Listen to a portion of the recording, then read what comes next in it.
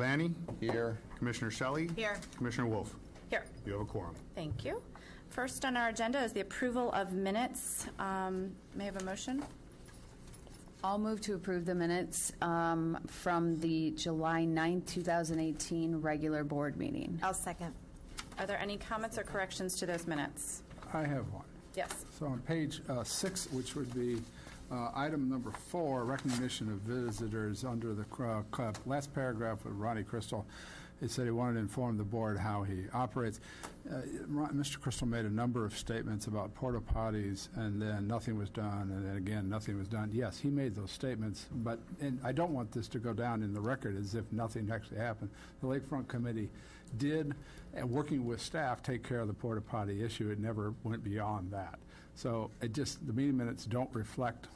They reflect his comments, but these were his opinion, not necessarily the reality or what actually happened. And I just want to make that clear. So do you want them amended? I want them amended to say that these were his opinions or these were his statements. We did not afterwards try to correct him. We had already taken care of the issue in committee meetings, and staff had taken care of it.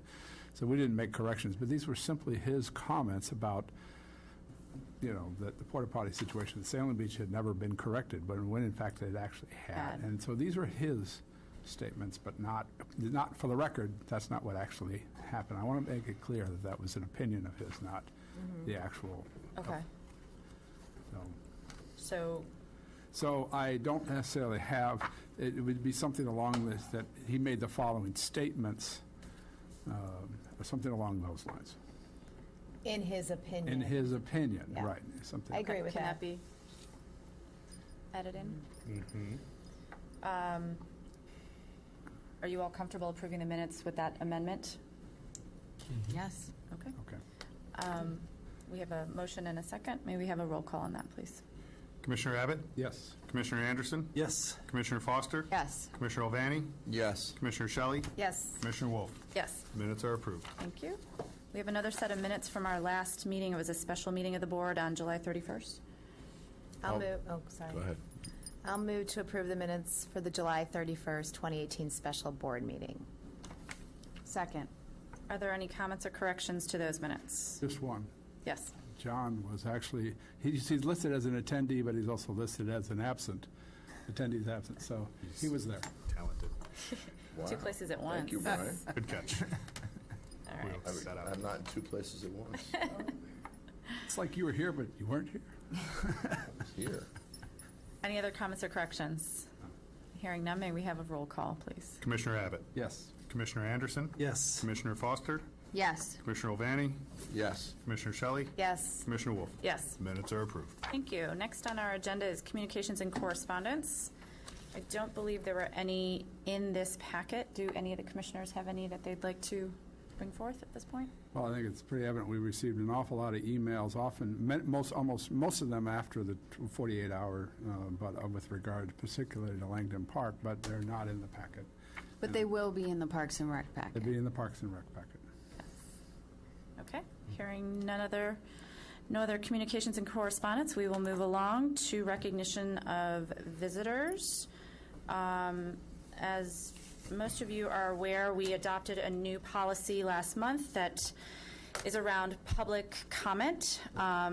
It's in everybody's packets if you picked one up. I just want to kind of hit on some of the highlights. During the recognition of visitors, agenda items, you may come up, raise your hand, and will be recognized by the president prior to coming up to speak. We ask that you speak no more than 3 minutes at a time, and we'll give you kind of a 30-second little window when your time's almost up. This is not a forum for complaints against any individuals or employees. We ask that your comments are relevant to discussion items of the agenda, and we ask that you confine your remarks to the matter at hand and avoid any personal remarks. With that being said, is there anybody that would like to address the board? Sir? You could come to the mic and give your name and address, please. Good evening. Good evening. My name is Philip Surwich. I live at 1625 Sheridan Road, and I'm here tonight to thank the board for their service and their time spent, which I've been in your shoes and, know that it's a lot of time commitment. I'm also here tonight to talk about some concerns concerning Langdon Park. I'm not sure that tonight is the proper meeting to be talking about that, but essentially I sent each of you an email with some suggestions for the redevelopment plan. Did you all receive those? Mm-hmm. Okay. That's all I really wanted to get into, and it's essentially the scope of the walkways, the 6-foot widths instead of the existing walkway widths we have now. We're looking for, just small is better than a lot of development, and we would hope that you would consider in your redevelopment plans amending your plan just to tone down it, perhaps not use concrete, use asphalt. It's much cheaper, and it's going to have a much smaller impact on the park as a whole. The scope of the walkways to the far northeast and to the far southeast go very near the bluff, and that's probably not appropriate for the kind of lake conditions that we're experiencing right now. And so if that could be scaled back a little bit, I think that would be much more prudent. That's really all I have to say. I think you're going to get into this more on Monday night's meeting, Yes, at the Parks and Rec meeting. and that's at 6:30? Yes. Yes, although I'm going to announce it later. We've had a change. We're going to do it on the 28th of August at 6:30 here. Okay. So it won't be the 21st. It'll be the 28th of August.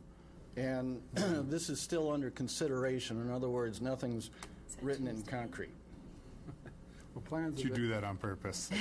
I So saw what you did there. we're the reason we're moving the meeting back is we're out to bid for the project, and the bids will be opened on the 23rd. So nothing's done until you approve contracts. So those bids are out there in the public. Contractors are looking at it, putting together their proposals, and that'll be opened on the 23rd. Is it possible to include a proposal for asphalt? So what we did, based on some of the initial emails that came in prior to putting the bid specs together, is we bid alternate materials for the walkways. Okay. And does that include the width of the walkways? Is that still written in concrete? Or? It's in the bid specs, but it doesn't mean that can't be adjusted once but it has to be decided before we actually sign contracts. But yes, it can still be adjusted. Okay. Thank you very much. Thank you. Is there anyone else that would like to address us? Yes. Good. Just Tom Scanlon, 1005 Chestnut, and when I was at the Wilmette, when we were doing the Lakefront Committee meeting, the last one, we had some questions, and he said, the best thing is to go to the Parks and Recreation Committee, but I'm going to be out of town, and also on the 28th. So I hope you don't mind. I have basically, for Brian and Stephanie and John, some observations, kind of along the lines of the questions that I had on the email. Mm-hmm. Have you come up with the proposals that you have sent out with the square footage of the new Langdon Park versus the old one? Is it going to be the same? Because it's Steve, do we have numbers? in the playground. The Just the footprint is what you're playground saying, itself. right? Just the not- playground. Yeah. I don't have those exact numbers. Jerry had sent an email to me. There he is. It was 20 by 30, right, is the new playground area? That's the decking area of that, and the slides attached off of that. And then there's the swing area and then So I don't have it exactly. They just put together the specifications late aggregate- last week for the bid, so I have to do the takeoffs before we give you that. But I can email that to you. My suggestion, and I think a lot, and I've been talked to, a lot of people called me and asked me to get involved in this, and I would rather have been at the beach tonight. But I've been going to Langdon. This is the first time I haven't been there in 3 weeks, and people are always like, no, it's going to be, or hopefully it's the same square footage, and same, taking up the same amount of space. And then when you look at the designs with the sidewalk, let me explain. I've spent, almost my entire life on bluffs on Lake Michigan, and I've never, ever seen a sidewalk, any type of concrete, close to a bluff. And I mean close meaning 20 feet. So, and that bluff is, it's a little precarious right now, as everyone knows. So, you want the, saturation of rain, Brian, Stephanie, John, you want the saturation rain not to hit a sidewalk and then in 5 feet low, roll over the bluff, because that's not a good idea for something that in 5 or 10 years we're all like, okay, well, we lost 10 feet, 20 feet of the bluff. Other than that, I think it's a great playground. I think it's quality over, I think you want quality over quantity. And, you have but not, like when I say quantity, I mean square footage. Same with the square 30 footage with the seconds. playground and square footage with the sidewalks. Okay? Any questions? No, thank you. Thank you. Okay. Is there anyone else? Yes. Good evening. I'm Peter Berger. I live at 1310 Sheridan Road.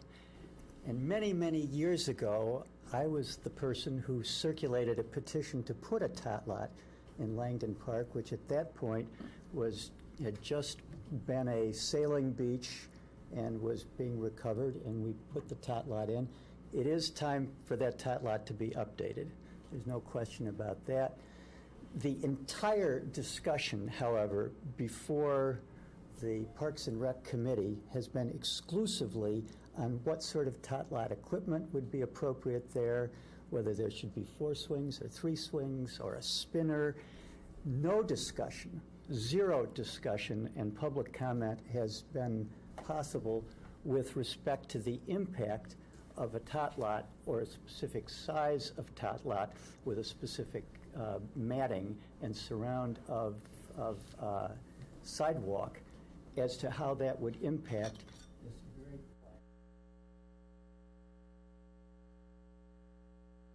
plan. And what I hope will occur, aside from the disappearance of a screen, and now we're back. What I hope will occur, and I'm speaking to the entire board as well as the 3 that are on the Parks and Rec Committee, is that in addition to thinking about what sort of tot lot equipment would be the right color and the right level of activity for the park, that consideration be given to the impact on the park itself. It is called Langdon Park because it's a park. It's not, there are many tot lots throughout our village. There are a dozen tot lots at various park district facilities. There are schools that have other tot lots. The people who live closest to this little park, 3-acre park, are mostly in high-rises or condominiums, and they have a different agenda and a different set of needs, which includes a quiet green space. What this current proposal does is because of who the park district hired, 3D consultants who put together tot lots. It's not surprising. That's what you get back. But what that misses is the impact of that tot lot on the way the park functions and the way the park feels and the calm, the tranquil, non-activity atmosphere that has characterized that park for its entire history since it's been owned by the park district. So I'm hoping that what will happen between now and I gather August 28th is that some consideration will be given for those factors. My strong suggestion is that the park district, in addition to looking for expertise from 3D, also ask some real architects, like Woodhouse Tanucci, to offer some oversight on the park as a whole, and to follow up on some comments, Commissioner Anderson, that you made with respect to the type of pavers. I'll wrap it up with permeable pavers, which is a way of allowing the water that is otherwise going to potentially erode the bluff to get into the ground in a nice way. Plus, as the commissioner said, it also looks good. And aesthetics is important in this park. Thank you.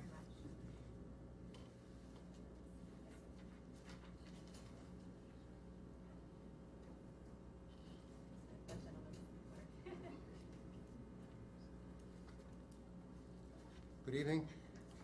My name is Popgardulla. I live at 1410 Sharon Road, which is right next door to Langdon Park. And I thank Peter for his comments because they mirror mine exactly as far as the fact that this is a quiet space. And it, initially when the park paper came out and said that this would be a park like no other, it brought a lot of concern to a lot of people thinking like, what is this going to be? This is not something that is needed in a small, beautiful park that Langdon Park is. When we talk about size already, which is part of what the scope of will be, bringing people to the park, the existing park playground, which of course, as we know, isn't much, is 20 by 20. According to what I have here, the post and decking will now be 30 by 20, which is an extra 10 feet in one way, whatever, north or south, whatever. But the point-to-point size of this will be 37 by 44. So even though the decking is 30 by 20, which I think is a good size, it of course extends another 14 feet one way and 17 feet another way. But that is, as Jerry said, is just slides, which of course doesn't make it more massive, but yet it extends the scope of the footprint. One of the things, I represent the people at 1410, and of course we're all seniors and look out our window a lot. That's what you do when you get old and retired, especially the handicapped people that can't get out. So basically, we don't want to take anything away from the children. Nobody wants to do that. But what we'd like is to make sure that we keep this in a position to keep the beauty of the park, give the kids what they want, have fun. Nobody wants to take anything like that away. But yet to keep on, again, as this gentleman said, to concentrate that smaller is better. I don't think we needed to make it big for kids to have fun. It just needs to be there. This is a 5-minute thing for some, 10, 15-minute, whatever it's going to be. We know how tot lots are. Sometimes you drive by them and there's nobody there. Other times they're full. But if it's a place to have fun, that's what's going to count. But it doesn't need to be massive. And one more thing, and then I'll stop. At the last meeting, a tot lot spinner was discussed, and it seemed to get the attention of the commissioners. 30 seconds, sir. And they thought that after this young boy spoke very nicely about how he would like a tot lot spinner, it was hard to say, well, you're not going to get one, kid. It was like the spinner seemed to be in the mix now. What I'm proposing is the current position on the diagram for the tot lot spinner be moved to what we would call, say, the southeast section of the space. In other words, there's a honey locust tree to the due south. The swings are going to be on the southwest side of that tree. And instead of putting the spinner east toward the lake, I think it would be nicely placed if it was put to the southeast, where there is actually plenty of room. And I could point that out at our next meeting. And I thank you for your time. Thank you very much. Is there anyone else? Yes. Sorry.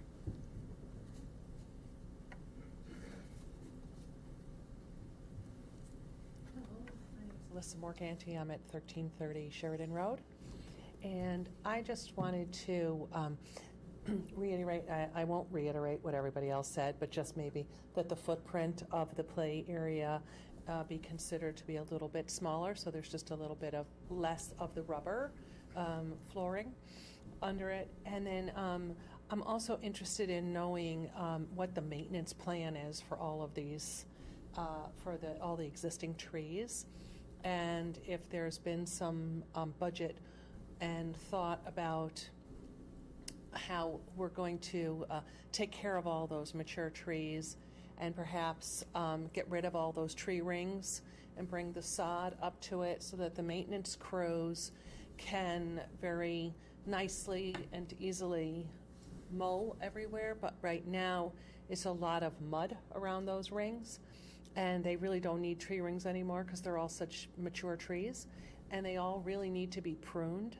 And I think that pruning them will open up some more light to come in and get some grass to grow better. And then there's also some shrubs that are just like that big U that blocks the view of the tot lot. Like, that should just go.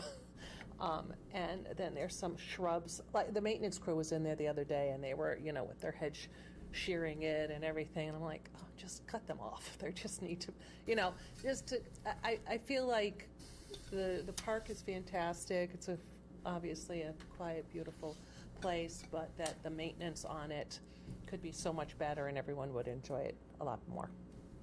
Thank you. Thank you. Yes.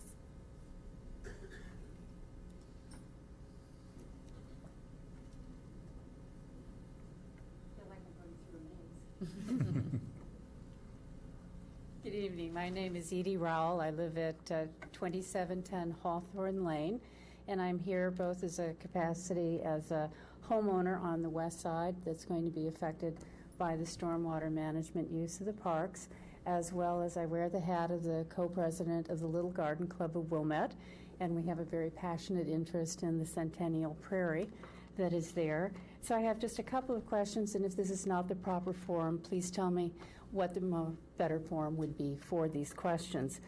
The first one is what criteria will the park commissioners be using to decide between the community playfield and Centennial Park for the stormwater tanks? As we have really now in Centennial a very great example of gray and green infrastructure with the Centennial Prairie, because a more traditional type of retention pond was built at the time Centennial was in place, with piping and all the rest of it. So they've married now with the prairie on top of it, both the green infrastructure as well as the existing very successful use in that area that manages to retain the stormwater in that whole Centennial Park area. And it's my understanding the community playfields water, which is at a lower elevation, is actually going to pump water out of community playfield up into Centennial that does not have a flooding issue. And that kind of goes against gravity in terms of doing that and putting the sorts of pumps and infrastructure in place. So I'd like that to be one of the considerations there, and wonder if you're going to take that into account. What other types of water management will be considered other than just the underground tanks? The proposal that the village has actually submitted to the Park District is very heavy on gray infrastructure. And I know that most recently they have said they're going to consider some green infrastructure, but no one has seen anything about that. So right now, and I attended the various programs that they had in open houses, the engineers who worked on it said that not a dime was being spent and any considerations towards green infrastructure in that plan. So it is our hope that the village is open to either hiring their own consultants to basically review the village's plan rather than just taking it at straight face value, or to talk with some green infrastructure consultants who can help perhaps expand the options for this that would actually improve the effectiveness of any gray infrastructure, but with a reduced cost and improving both water and air quality. in the process. Ma'am, you have Since- 30 seconds. Thank Oh, you. sorry. That's okay. Get through the rest of it then. But the main thing is, their study was done in 2013. The whole environmental body of work pertaining to storm management water has improved significantly. And the Park District has actually been working with Jack Pizzo of the Pizzo Group in the past, and he is excellent in terms of coming up with alternate suggestions that work very well in conjunction, so you get a good marriage of gray and green infrastructure. And then is there going to be a public hearing in terms of more community input in terms of the impact that the stormwater storage will have on the play fields themselves and the parks and their usage? And then that's it. Thank you. Thank you. Thank you. And am I in the right form, or is there another form? Well, we are in the process of obviously discussing a lot of this with the village, but a lot of these decisions are between the staffs and with them, and determining where the best placement of the tanks and things will be. So it'll be an ongoing discussion. Okay. I have Jack Pizzo's business card if you're interested. Okay. Thank you so much. Yes, ma'am.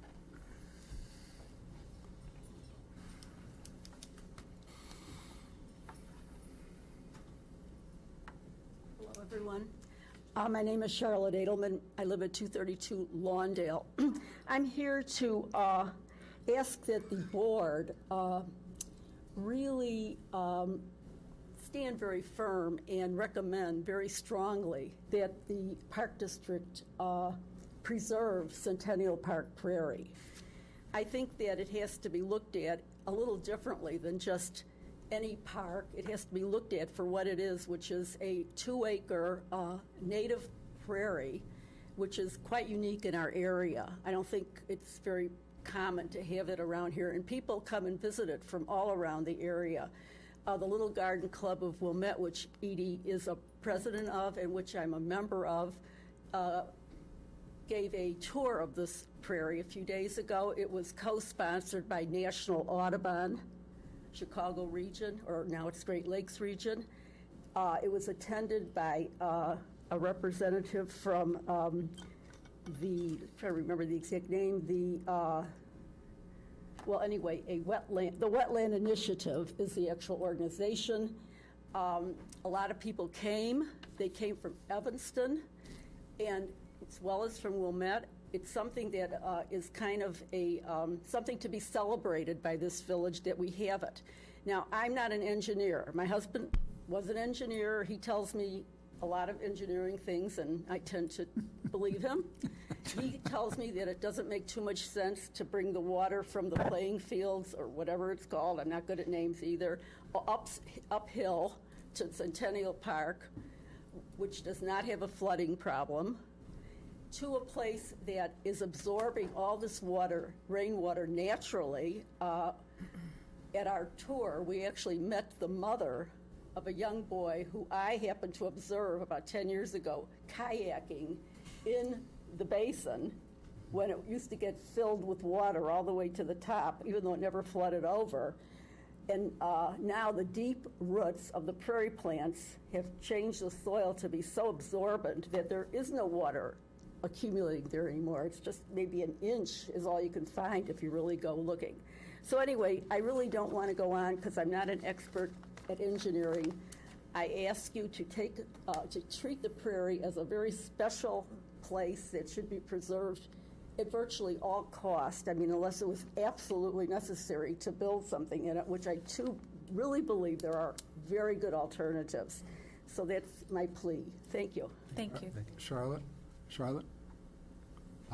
Just a couple things. So just so that board members here know, you were instrumental in the design of Centennial, the prairie garden there, correct? Yes, I was. Yes, so it's something near and dear to your heart. Some people say I'm its mother.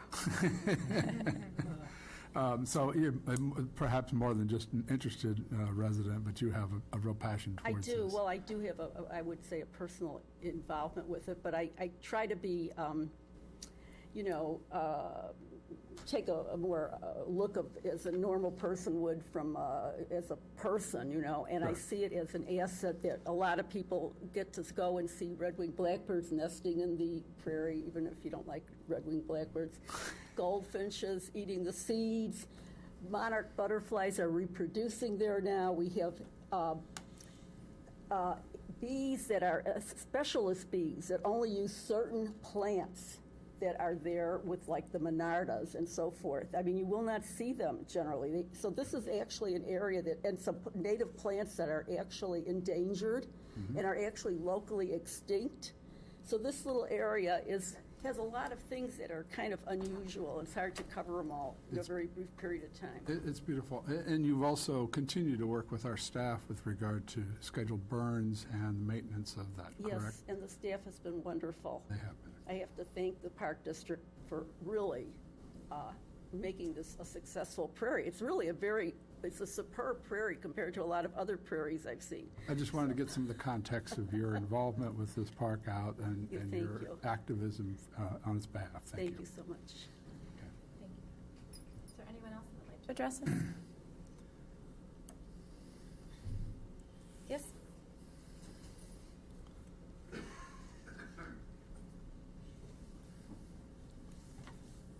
Hi, my name is Sarah Sturckow. I live at 1025 Chestnut, and I would like to talk about Langdon. I think, did we move topics, or was I? Okay. No, you're okay.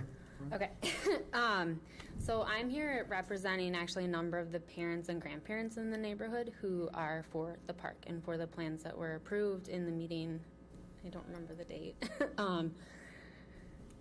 The current footprint of the park that's being proposed, I think that a lot of the group that's against this may not understand that there's different standards now for parks in terms of safety. If one of the biggest things that we've asked for as parents in the neighborhood is that the park has swings. There are no parks, and I've emailed John about this a number of times, on north of Central and east of Lake with swings. Shorewood does not have swings. Shorewood also floods. I can share with you the photo of my son who jumped in the standing, disgusting floodwater with ducks in it. And I'd love anyone to tell me that they want their kids playing in that. It's awful. And it also sits on a railroad track and a bike path. And the bike path is not all people from Wilmette. I wish it was, because then it would probably be easy to say, hey, slow down and watch out for little kids that have no barricade to stay within the confines of this park. So I think it's really telling that I'm begging for a park on Sheridan Road, which is one of the busiest streets in our town. My two children are very excited. I grew up in Wilmette and played at Langdon, so I'm now 36. That should say something about how outdated. I have pictures on my phone if anyone would like to see what the park looked like 2 hours ago. It's horrible. There's garbage in the park. People have left dog poop. Someone smushed dog poop with a stick, so it's like extra smushed into the grass for kids to step in. You can't play on it. It's like the wood is so rotted and decrepit. There's memorial benches, which I don't know what the deal is with those, but they're so rotted. There's one newer bench, but it's halfway in a bush because I'm guessing the bush wasn't blooming when it was there, and then all the other benches are like infested and gross. Some of the communications I saw, there was this like big thing about the path around the park and asking for asphalt, and I've learned in a very quick lesson that asphalt is actually not environmentally friendly. So I'm not sure what the objective of the group is that's pro-Langdon, if it's environmentally motivated, but there are actually concerns with asphalt, and some cities are going as far to ban asphalt and the use of the materials to repair asphalt. And I would suggest before making decisions on those materials that we look at that. I don't actually personally have a huge opinion on the track, but then when I found out that it's environmentally unfriendly, I'm like, well, why are we asking to put in something that's actually going to go into our drinking water and is like bad? That doesn't sound good. If you go and look at other parks, because there were in some of the earlier conversations, which I feel like we're reverting back to, the materials in parks in our area in Winnetka, Wilmette are different than they were 35 years ago. No one puts in wood parks. You don't put sand and wood chips in. Like, there are materials that are put in for a maintenance standpoint. 30 seconds. Okay. For a maintenance and for a whole bunch of reasons that I don't even know. I'm trusting that the group that we're having give us bids are going to do that. My last point is I don't understand this, like, we're the old people that live in the condos, and then we're the young people, and why it can't be an inclusive park. I really don't understand that. My grandmother just passed away of dementia a year ago, and she lived in West Wilmette and loved to every Sunday go and sit at Gilson Beach. I do not understand for the life of me why it couldn't be that kids, like as an older person who's sitting in your apartment alone, that sounds terrible. Why wouldn't you want to come and see the kids play at the park? I don't understand that, and why it can't be, why it has to be so like us and them. I don't understand that. I would love for my children to get to know their neighbors who maybe their grandchildren don't live near them. Like, I would love that. Like, that doesn't bother me. And I don't understand why this is I don't think that. they're saying they don't want to see the kids in the park. There's been like comments about noise and about all kinds of things. I've been involved with this since April. Some people have and have not. But yeah. So Thank you for your comments. Thank you. Is there anyone else that would like to address us? Yes.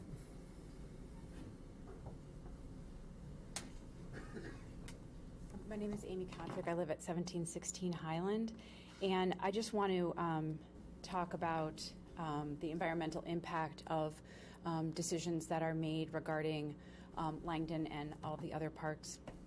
And I think that the space at Langdon is a beautiful space. It's quiet. It's nice. I think there are ways that we can use more natural and environmentally sound materials to meet the needs of children. I have young children as well that play at the parks, as well as other members of the community.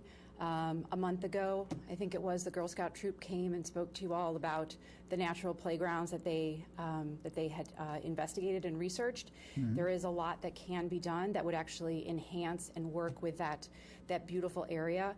And there are some concerns about some of those cushion pads under the playgrounds and what they break down into, and some of them break down into toxic substances depending on what they are made from, and those are directly going into the lake. And I think we all know we have a growing problem with pollution of our water, plastic, microplastics, and some of these tot lot cushions are actually made from petrochemicals, and they can be toxic when they break down depending on how they're done. So I think the environmental impact of what we do at that lot is really important, and I do think that whatever is done there can be inclusive for the entire community. And then I would just like to echo your mission statement, the last part of it, part of it is to protect open spaces and natural resources for future generations. I think we look a lot about what we want here and what will be best for us, but I think we need to think about also what will be best for the community 50 years from now, not just next year. Thank you. Thank you. Thank you. Is there anyone else that would like to address us? Okay. Can I speak just for a minute about Langdon? Yes. And so, so there will be a meeting on August 28th where that's where decisions get made. But I do want to kind of summarize to some extent where the committee has, where we are now and how we've arrived here and what will take place and how this will go forward. Certainly, I do welcome public debate. I think the passion is a sign of a healthy and strong community, even if we may not always agree on some of the particulars. Certainly, Langdon has languished for too long in the absence of a master plan for the lakefront. Langdon has, it's time to get Langdon up and going again. We've heard about maintenance issues. Certainly that playground in that park has shrunk over time as we've pulled things out of there. So to some extent, what is there now wasn't what was there to begin with. So just a few, it breaks down into a few issues. And my thoughts with regard to Langdon had to do, and I'm not making any decisions tonight, we'll do it in the next Parks and Rec meetings, but I really kind of wanted to do as little as possible. Having said that, we had several meetings with the public. They were well attended. We had a lot of input with regard to Langdon. Certainly people showed up in numbers. They want us to act, and there's a few issues that I hear over and over again with regard to the playground. We've heard not universal, but certainly strong support for a larger playground, a playground that was unique, it was natural, no rainbow colors, instead of greens and browns, so that would blend in with the park. Some unique equipment. We do believe the design has tried to address what I believe to be the consensus with regard to the playground. Again, it wasn't universal, but there's certainly a lot of people, kids were showing up and pushing for it. With regard to the sidewalk, 5 foot is what the width of those sidewalks are now. That is a minimum. That's not a strolling sidewalk. Most of our parks have 8-foot sidewalks. You go to Malaquat or the lakefront, that's a strolling sidewalk for people on bikes, dogs. 6 foot to me is a nice compromise. I'll dig my heels on those 6-foot sidewalks. 2 wheelchairs can pass on a 6-foot sidewalk. I don't think it's a gross enlargement of what we already have. I think it is a necessary sidewalk, and I don't think that'll overwhelm the park. But again, we're going to have a meeting. We can continue to discuss about this. I don't really care all that much about asphalt and concrete, so concrete's fine with me. I can tell you that coal tar, whoever was addressing the issue of unsafe, coal tar has been banned in the community, the Wilmette community. That is what you're talking about in terms of its environmental impact.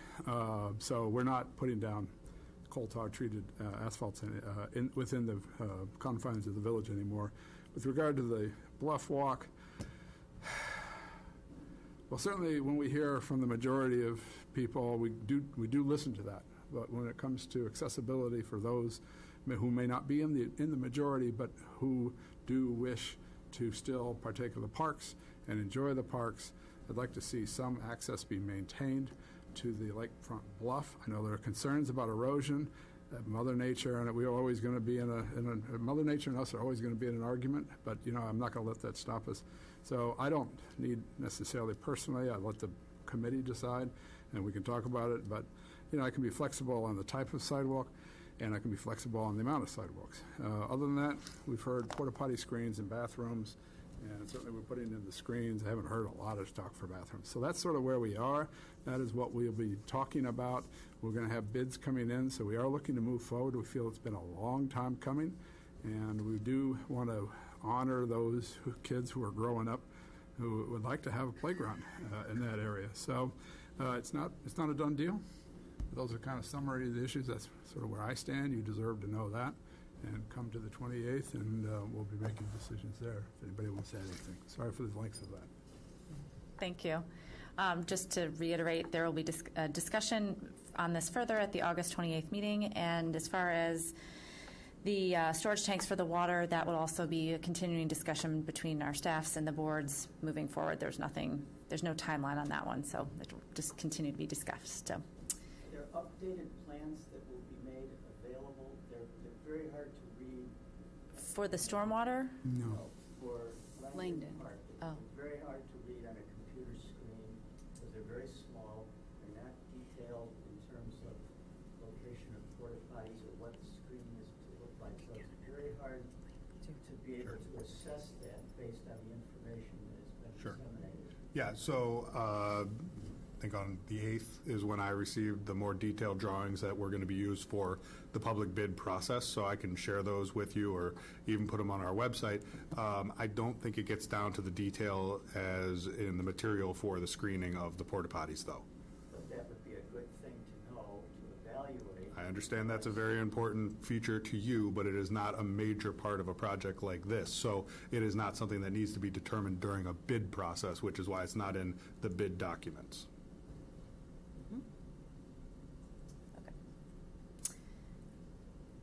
All right, moving along, we will move along to our approval of the voucher list.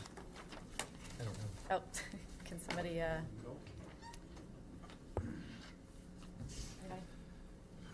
Gordon? Gordon doesn't have it in front of You're him. going to assign it to me. Sorry, I forgot. No, here we go. Okay. I'm All right. scared of reading that number. Okay, now that I have something to read. I move to approve the voucher list in the amount of $2,175,923.76, a copy of which is to be attached to and become a permanent part of the minutes of this meeting. Second. Sure. Any comments or questions about the voucher list? I have none. I had one question on the fireworks display is written there. How do we? Which how do we- page, John? On the front page, Okay. the firework, it says that Mad Bomber got paid $40,000 for the fireworks display. How do we account for sponsorships and other things that we get for that event, and how does that offset these numbers to a certain extent? Well, there's specific accounting. There's Well, a separate account that, we put miscellaneous revenue in, such as sponsorships for this event. Right.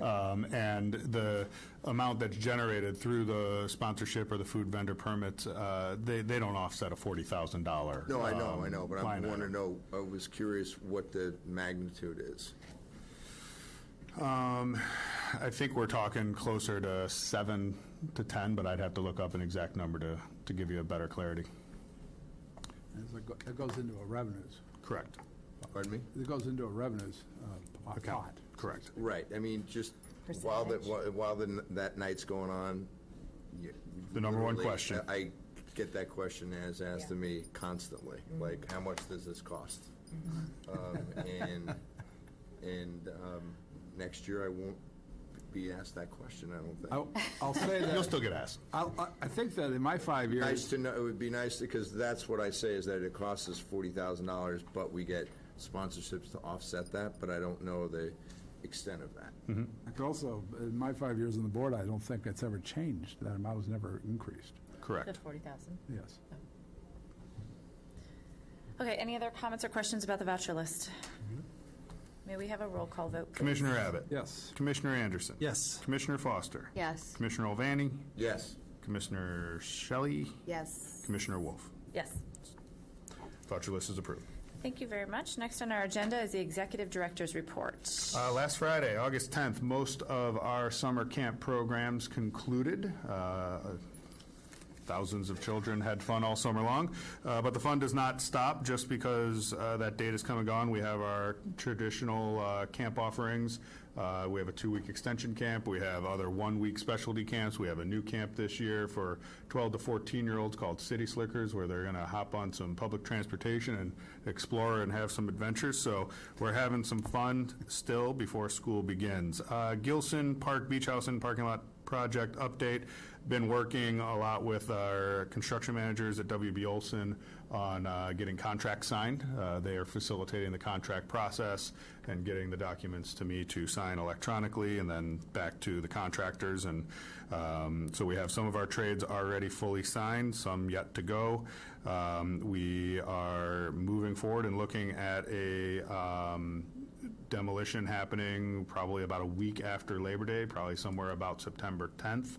We begin the project, so we are, as a staff, currently working on a groundbreaking ceremony. So we will get some dates to all of you as those details come together to make sure as many people as possible can attend. Another project update, West Park, in Superintendent Ulrich's report. You might have seen the part about the parking lots on the ComEd, or parking spaces on the ComEd property. That was a part of our intergovernmental agreement with the Village of Wilmette regarding the tank that was installed there. And they coordinated that project on our behalf in conjunction with the roadway of West Park Drive, because they did a lot of work at their public works yard and we're driving a lot of heavy trucks over it. So they did it all at one time. It looks very nice. We just need to put parking lot lines down. So that parking will help ease the burden that the field and the platform tennis courts have been experiencing over the last couple years. Looking forward at the agenda items under financial planning and policy, we have a behavior policy. It's an existing policy that the language has been updated to be more universal and inclusive to all of our participants. Our prior policy was written very much geared towards child participants, and unfortunately, people of all ages can behave poorly.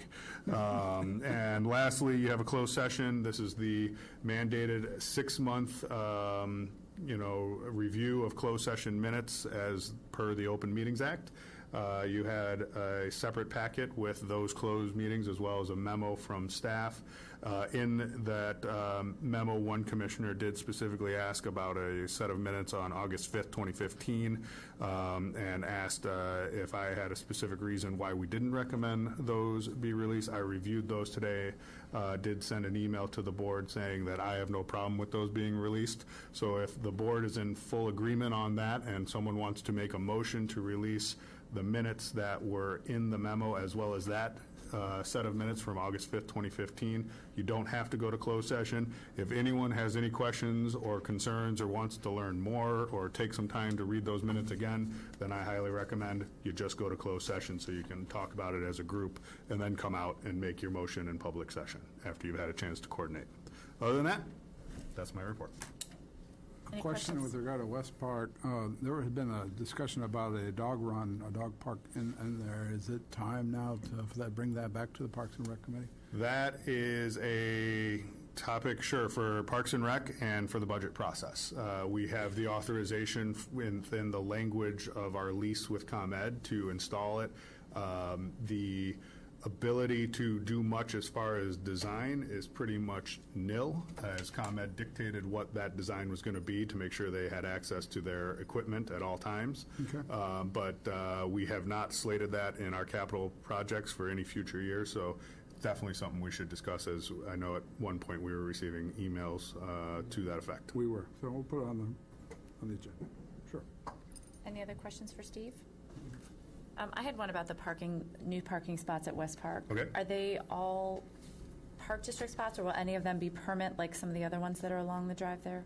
None of them have been discussed to be permitted, similar to the Permit X that are Right. sold to primarily, I believe, Loyola students, nor has there been any discussion of reserving any for the office building there, because there's also some on the spots that were Right, existing the prior very to these first. that were reserved for the, no. So my understanding is they're on ComEd property, that the village is not going to designate any for themselves, and they have not talked about adding any more permitted spots on their spots that are on their property. Will those spots have the same restrictions that we have now on our spots along that road? I think it's like a 2 or 3 hour, I can't remember what it is. I'd be lying if I said I knew the answer to that, Okay. but I would assume they would be. Okay, just curious. Okay. Thank you. Any other questions for Steve? Moving along, we have committee reports. First up is the Lakefront Committee. Okay, so the Lakefront Committee met on July 30th, 29th or 30th, I can't remember. And we have presented everything to the committee at our additional board meeting, but I'm going to quickly do an overview for anyone in the audience or anyone watching, if we're still on. I'm not sure. Are we still on? we are. Okay. All right, so basically, we had a couple of people come to our meeting to talk about Langdon Park, and I think those people are all here tonight. But the majority of the meeting was discussing the bids for the Lake House project. So Andy Tanucci and Dave Olson had opened up all the bids, and we had a total of 21 bids, and we had gone ahead and discussed all of that, and then we had 6 alternatives that we had to approve or reject. So the committee itself, in the following way, we rejected to replace the black asphalt with the brick pavers at in the parking lot. However, this was then accepted for the full board. So hopefully everyone understands that. We rejected to replace a portion of the wood boardwalk with concrete pavement. So this is on the south side of the beach house. So we've added, we have decided to replace, and instead of having all concrete, there will be some wood boardwalk over there, and we all agreed to that.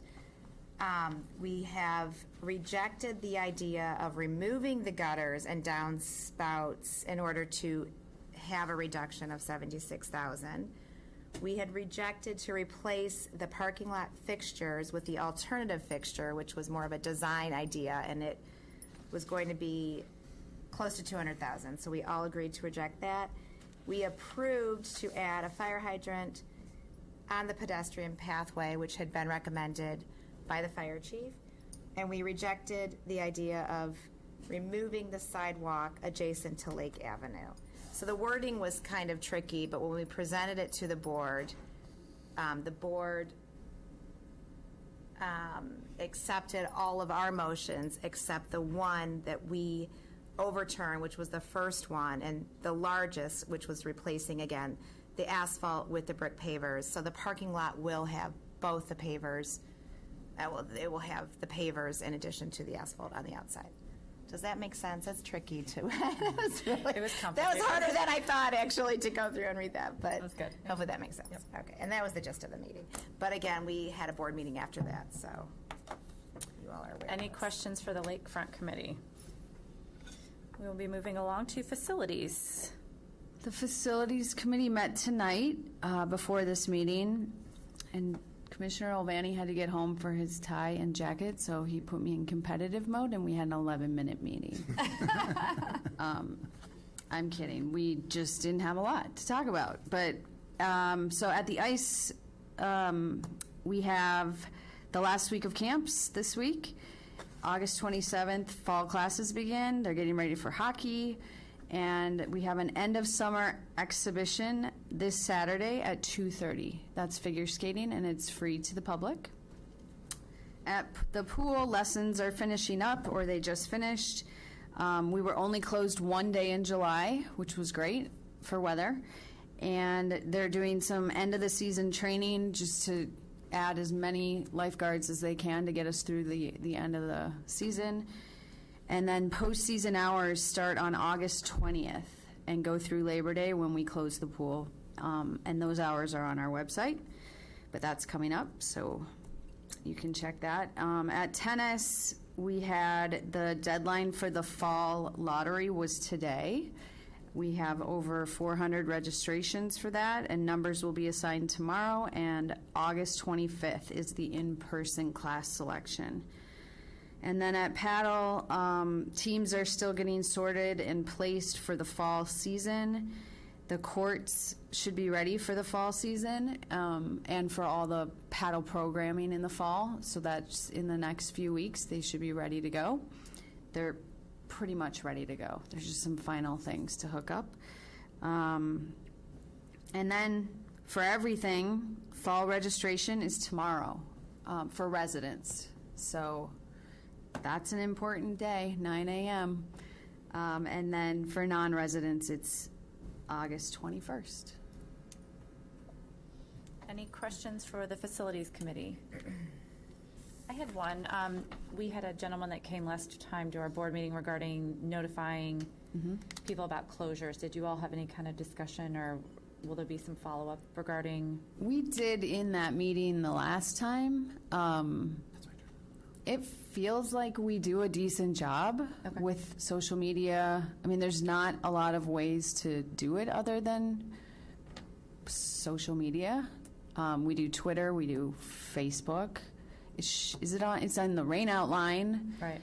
I think that particular situation was a lot of things happening at once. Okay. So I think normally, like I showed up the last week of my daughter's diving. I saw lightning on the way, still went, and we couldn't go in. Right. But do we want to? No.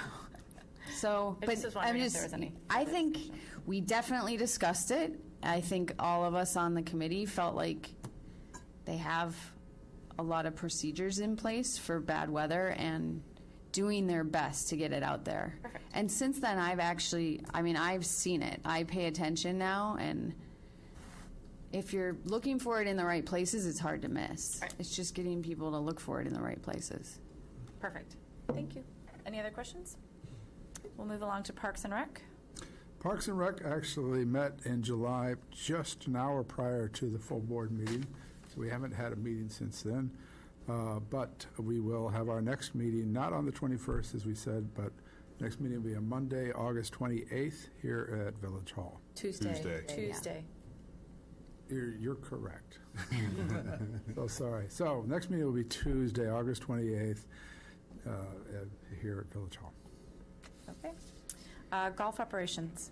I'm reporting on golf also because our chair was not at our meeting. The golf committee met on Saturday, July 14th. We maybe hit a record for a long meeting, so these are very different for me. Probably because our chair wasn't there enforcing the new policy all that well. But most of the meeting was spent with visitors who were at the meeting giving feedback about the golf course restaurant and our new vendor a la carte. Most of the feedback was critical. Specifically with regard to service, menu items, and pricing, and then their ability to cater events and also serve golfers coming off the course. So we spent a lot of time listening, and we directed staff to continue to do what they have been doing, and they're fully aware of all these criticisms. And they have been talking with a la carte and giving them feedback and advising. So we meet this Saturday, and we will see if anything is improved. Other topics that we discussed, we talked quite a lot about technology. Our current software calls for multiple logins for various operations. So like canceling a tee time, booking a tee time, booking a lesson. They're on somewhat different platforms. I don't know if that's the right way to say it. So the booking and canceling of tee times is the same platform. Right. The lessons is a different yes, platform. And there might be even something else that's going on that I'm forgetting. But so you need multiple logins, and it's very frustrating for a lot of the golfers. So Adam spent a lot of time explaining that to us and why it is that way. And the way I heard it, there's really no solution to consolidate these logins at this point. And Adam and his staff spend a lot of time working with our golfers to help them, so it's less of a headache. We talked about the course conditions, as we always do. Nick and his staff at that time were dealing with heavy rains and extreme heat. So he, as he always does, told us what they're doing in great detail, and I would just add the overwhelming feedback about the course conditions is it's the best it's been in years. People are very pleased with the course conditions. So whatever they're dealt with, they handle it really well. And then finally, we talked about the course financials. In general, the numbers are up from last year, but they're not quite at budget that we set for this year. And Adam was willing and ready to discuss each line item, but like I said, it had already been a very long meeting. So he was directed by our committee to do a financial analysis in written form on a monthly basis. So we will get something like that this week. Great. Any questions for the golf committee? Thank you very much. Financial planning and policy. All right. We met on Monday, July 23rd, and we had three main items of discussion. One was the what increases we should be building into the budgeting process for 2019, primarily on the wage side and also on the fee side.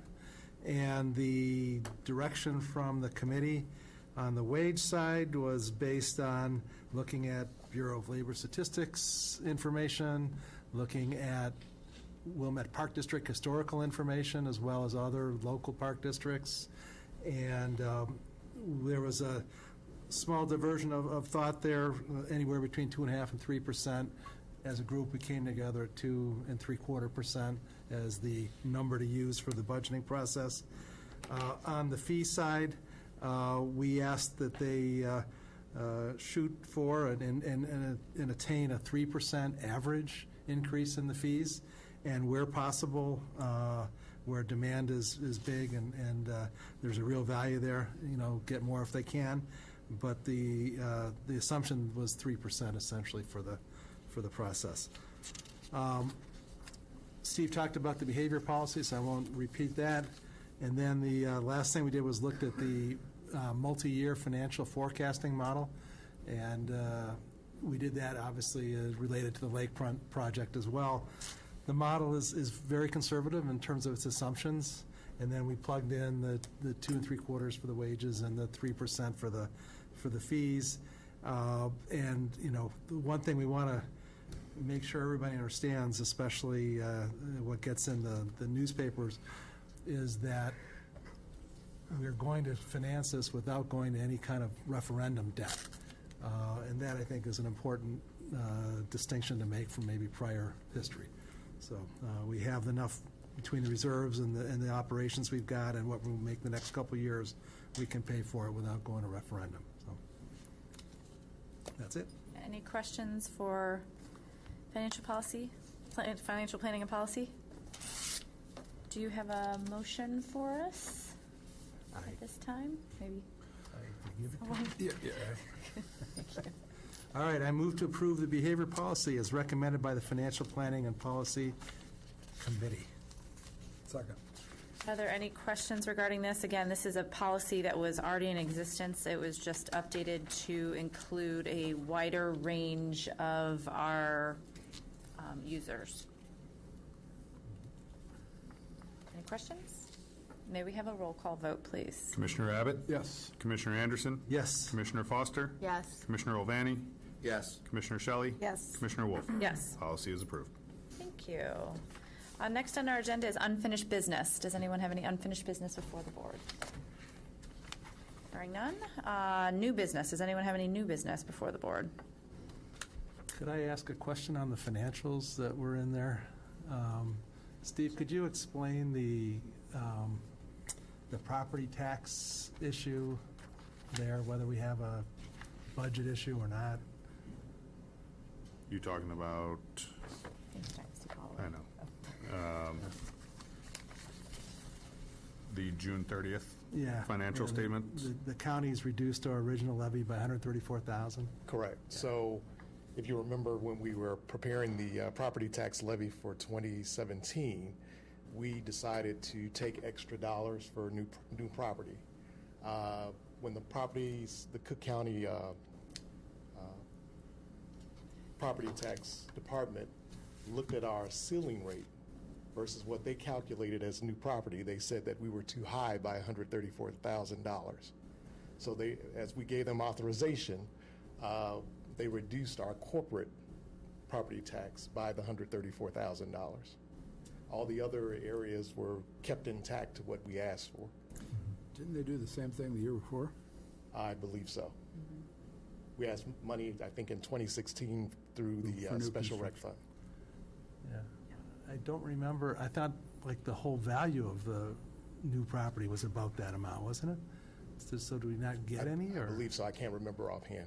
Yeah. Could you like do an analysis? Brian's already asked me to bring a presentation to the next financial planning and policy. Thank you, Brian. Well, you're the chairman. Sorry. Thank you. You're welcome. Thank you. At this time on our agenda, we have a part where we would adjourn to a closed session.